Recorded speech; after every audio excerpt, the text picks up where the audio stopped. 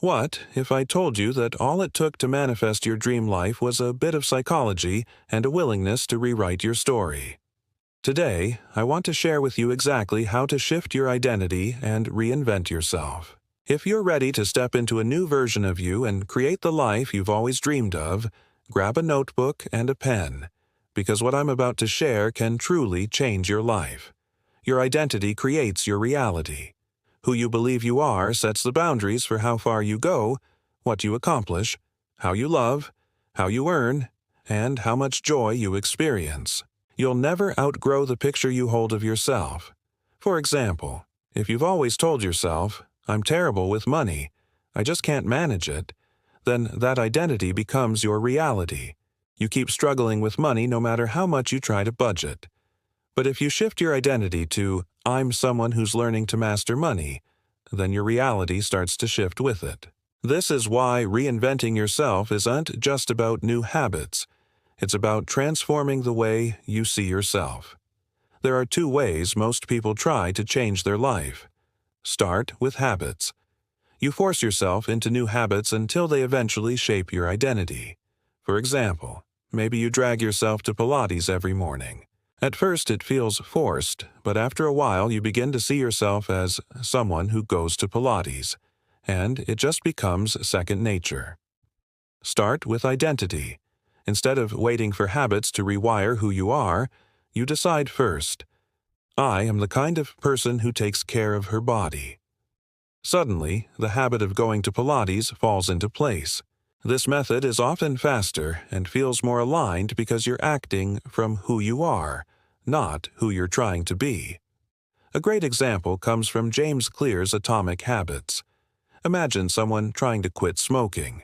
When offered a cigarette, one person says, "No thanks, I'm trying not to smoke." The other says, "No thanks, I'm not a smoker." Do you see the difference? One still identifies as a smoker who's resisting. The other already shifted their identity. Behavior always follows identity. Step 1. Decide who your new self is. Get crystal clear on who the new you is. Don't just say, "She wakes up early and drinks matcha lattes." Go deeper. Who is she at her core? What does she believe about herself? How does she feel in her body? What stories guide her life?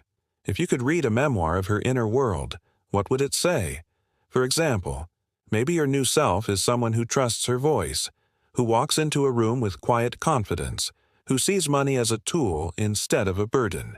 That's the foundation you'll build from. Step 2. Let the old self die. You can't step into the new you while clinging to the old one. There is no rebirth without death. Think of it like moving into a new home. You're so excited, but you might feel, "My husband went through this recently.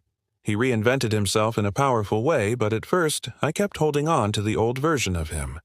I knew him so well from years of being together that I unconsciously kept expecting him to act like his past self. Finally, he told me, 'That's not me anymore.'